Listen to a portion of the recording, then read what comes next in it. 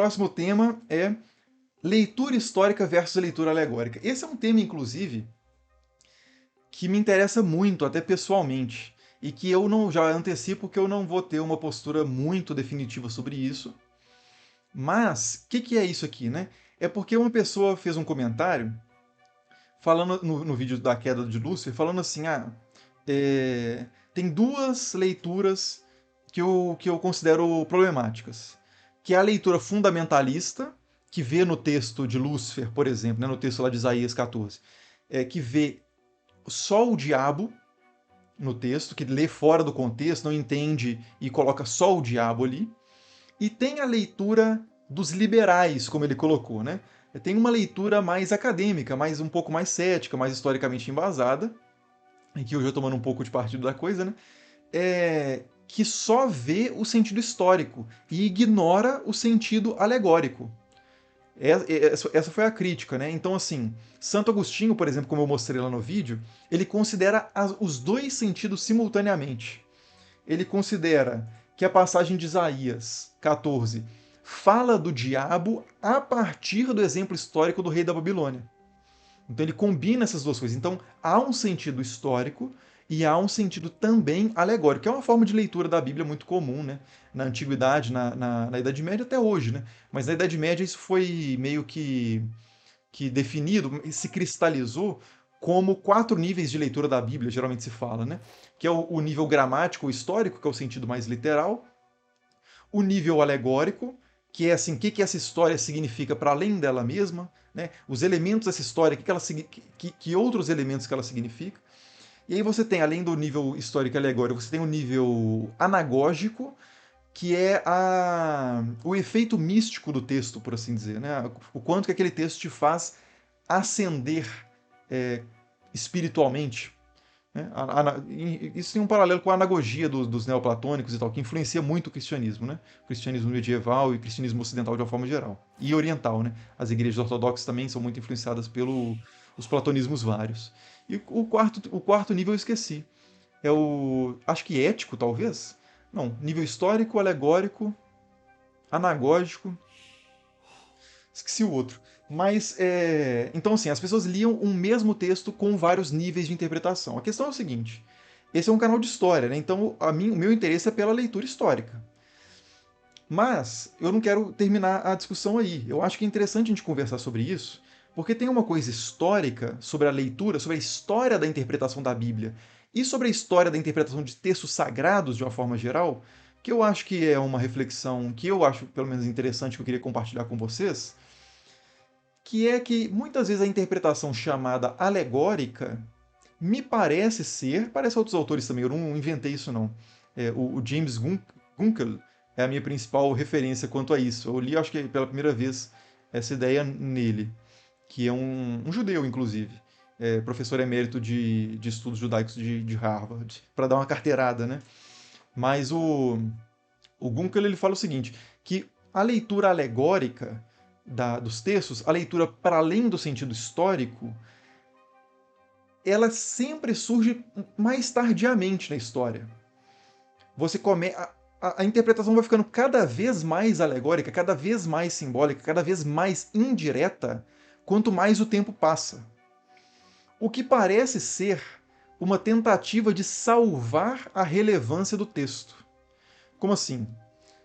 Isaías 14. O texto está sendo escrito numa situação em que uma situação geopolítica domina ali as esperanças e as ansiedades e os medos e as expectativas, etc., das pessoas.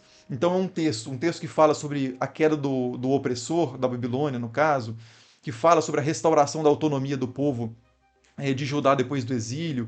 Todos esses textos são muito cativantes. Eles estão diretamente ligados às expectativas e à experiência daquele povo que está escrevendo esse livro e que está lendo esse livro pela primeira vez. Só que passam 200 anos e o cenário geopolítico já é outro, e às vezes nem os impérios mais sobre os quais o texto fala estão aí em atividade, ou às vezes agora quem está tipo, oprimindo é outro povo, etc e tal. Então aquele texto ele começa a perder um pouco a relevância a não ser que você faça alguma coisa. Ou seja, a não ser que você interprete esse texto de uma forma que não é a interpretação mais óbvia, para que ele continue sendo relevante. Então, assim, se o texto falava ali sobre Nabucodonosor, e Nabucodonosor já morreu, e o Império Neobabilônico, né, que Nabucodonosor representava, já não é uma ameaça mais, esse Nabucodonosor tem que ser um tipo, tem que ser uma imagem de outra coisa que importa para nós hoje. Então Nabucodonosor já não é Nabucodonosor. Ele é, por exemplo, qualquer rei opressor. Aí beleza, aí o texto volta a ser relevante. Ou então, Nabucodonosor é um ser sobre-humano, que é quem está por trás, arquitetando sobrenaturalmente os eventos que estão nos incomodando hoje, né? Tipo o diabo. Então, salvou a relevância do texto. Isso, como praticamente todos os textos que estão aqui na Bíblia, né? E todos os textos produzidos pela humanidade, de uma forma geral, estão preocupados com o contexto em que a pessoa que escreveu vive. Sempre que você lê um texto antigo, você precisa torná-lo mais do que simplesmente uma peça de museu. Essa é a ideia, né? Acho que ficou claro o argumento do Gunkel, que é um argumento que eu acho que é forte, e que ele demonstra historicamente mostrando essa progressão de como que os textos vão se tornando cada vez mais alegóricos e menos diretos na sua leitura. Então, Agostinho de Hipona, por exemplo, que eu mencionei agora, Santo Agostinho, quando ele escreve que o texto se refere ao diabo por meio da figura de Nabucodonosor, ele salva a relevância do texto, porque o diabo não morreu. Ou morreu, mais ou menos, na cruz e tal, mas está aí ainda. Mas o diabo é uma figura ainda relevante para o contexto de Agostinho. O exorcismo acontecem, a batalha espiritual está acontecendo, então o diabo é relevante. Então ele salva a relevância do texto. A mesma coisa acontece muito hoje com a questão do Apocalipse, né? O livro de Apocalipse ele tem referentes ali alegóricos que parecem muito diretos para a situação de Roma. Ele fala muitas coisas que casam muito bem com a leitura dos eventos que estavam acontecendo historicamente em Roma, que é a situação na qual o autor escreve e os primeiros leitores do texto leem o texto. Então, se Roma vai cair, se o povo de Israel, que era uma província ali, né, se os judeus, que eram uma província ali romana, Judéia, Galiléia e tal, vão ser livres dessa opressão, é algo muito relevante. Só que hoje a queda de Roma não é relevante. Roma já caiu. Os problemas hoje não se resolvem mais com a queda de Roma. Os problemas hoje se resolvem, segundo as pessoas que leem o Apocalipse hoje, pela queda de outra coisa. Ou uma coisa mais genérica, como uma personificação do mal na figura do diabo, ou a queda, por exemplo, da Rússia, ou a queda da China, ou a queda dos Estados Unidos, se for uma pessoa. É mais raro, né? Mas vai que é uma pessoa mais contra os Yankees, né? Mas geralmente o pessoal é mais. As interpretações mais assim atuais que eu costumo ouvir são mais anticomunistas do que anti-americanas, né? Mas então a pessoa começa a identificar, quando fala do imperador tal, na cidade de Gog, os reis de Gog e Magog, isso é, sei lá, a Rússia e a China. Era assim que esses textos eram interpretados na Guerra Fria, por exemplo. Tem um amigo meu, inclusive o Daniel Rocha, que é pesquisador nessa área de escatologia, de interpretação histórica, né, de textos escatológicos, que estudou esse período, né, a interpretação do Apocalipse na Guerra Fria e de outros textos também, Daniel, né. Então você associa coisas que estão ali no texto, que não estão ditas, mas que você vê como um código de algo que você presencia hoje e que você identifica hoje como vilão. Então, historicamente, o anticristo do Apocalipse, por exemplo, já foi uma infinidade de pessoas. Né? Já foi Átila o Uno. Hoje em dia, ninguém vai interpretar o Apocalipse como o anticristo sendo Átila o Uno, que foi uma interpretação muito difundida em determinado período da história. Por que ninguém vai interpretar o anticristo como Átila o Uno? Porque Átila o Uno é irrelevante hoje. Quem se importa com Átila o Uno, né? Então, assim, o nosso viés de tornar o texto relevante faz com que a gente tenha que colocar um anticristo que é alguém que é importante para nós. É o Macron na França, né? Sei lá, o Papa, né?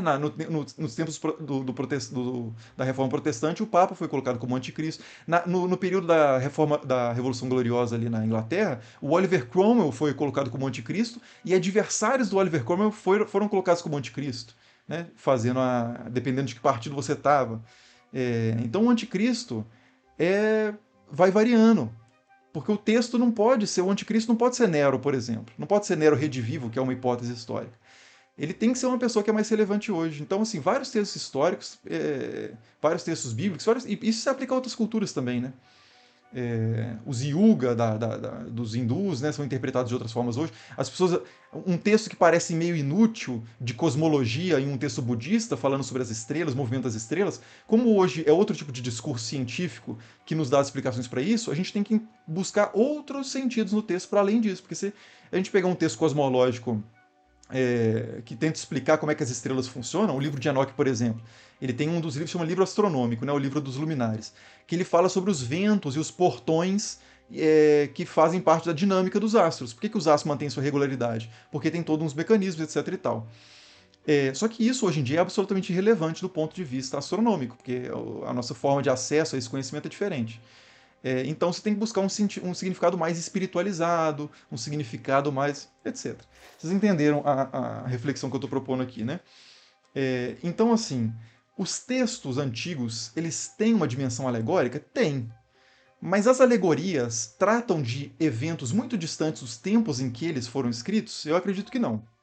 Se a gente quiser investigar essa coisa muito difícil de investigar, que é a intenção original do autor, que é uma coisa meio inacessível, mas a gente pode tentar, né, criar hipóteses mais pertinentes a partir do estudo histórico, contextual.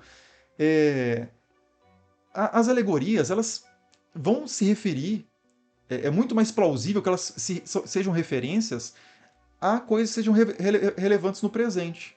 Para dar mais um exemplo, e último, né, que eu acho que já está claro o suficiente, mas para dar mais um último exemplo, o que eu falei lá no início, né? Quando um livro fala sobre quando um livro faz uma profecia, essa profecia ela tá para acontecer. Não faz sentido uma pessoa fazer uma profecia para 2.000 anos para frente.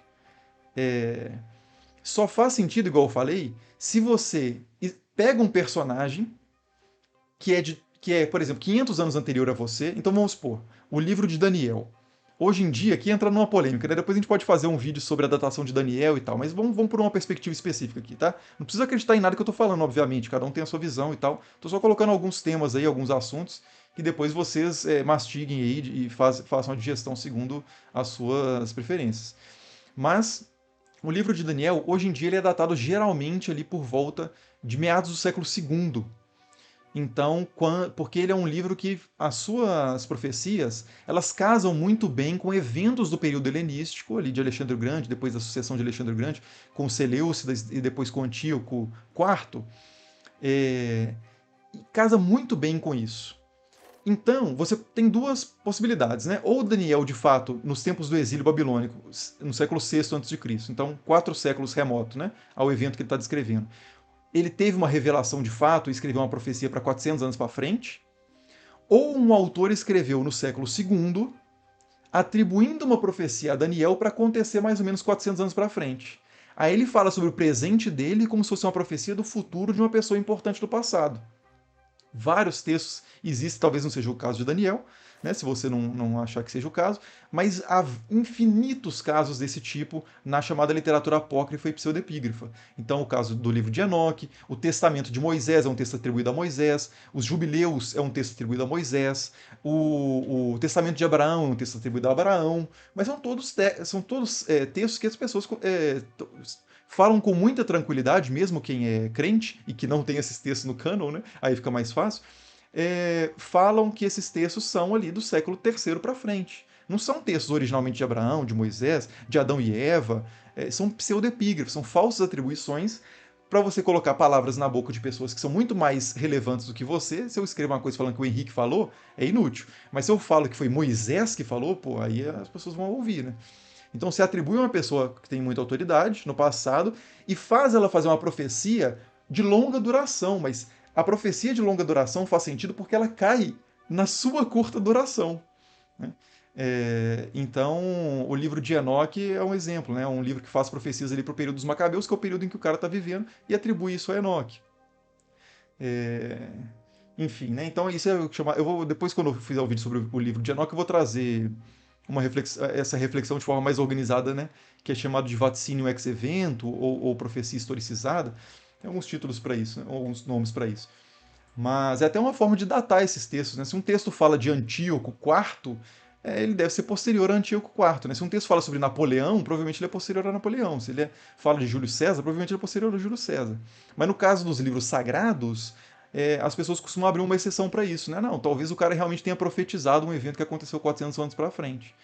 Mas, assim, do ponto de vista da pesquisa histórica, do que se faz hoje em termos de pesquisa histórica academicamente, é uma posição complicada, né? Você tem que tomar um partido, né? E assumir uma premissa que ela é muito particular, que é que os livros da Bíblia são, sei lá, inerrantes ou inspirados de uma forma que os outros livros não são. Mas, enfim, era essa a reflexão que eu queria trazer. Então, resumindo, né? Eu acho que essas alegorias, né, os livros de fato são alegóricos, o livro do Apocalipse é muito alegórico, mas são alegorias para um curto prazo, porque ninguém está interessado, como eu disse, no que vai acontecer 1000 anos atrás. Se alguém saísse pelas ruas hoje falando assim, ó, arrependei-vos, porque o fim vai acontecer daqui a 2000 anos, essa pessoa não ia ter muitos seguidores, acredito eu. Mas o fim está próximo, a pessoa vem, né? É uma questão de relevância. E é absolutamente natural entender isso. Há pessoas de fato sofrendo. Eu não estou querendo também minimizar essa experiência histórica da escrita dos livros apocalípticos. São pessoas que estão em períodos ali históricos com muito sofrimento, sofrendo opressões de outros impérios ali, que não têm esperanças em termos políticos e econômicos, porque o seu território está totalmente detonado, o seu rei ou o seu representante, às vezes nem tem rei, o seu representante é um representante de outro povo, então ele é ninguém comparado com o poderio militar da potência que te oprime. Então, assim, você não tem muito o que fazer. Então a esperança e a imaginação, essa sublimação da, da, da salvação que você tanto anseia, isso é toma a forma dos textos apocalípticos. Né? É uma interpretação, certo? Mas aí depois a gente. Eu vou fazer um vídeo sobre o livro de Enoque e na live do livro de Enoque a gente pode render mais isso ainda se vocês quiserem.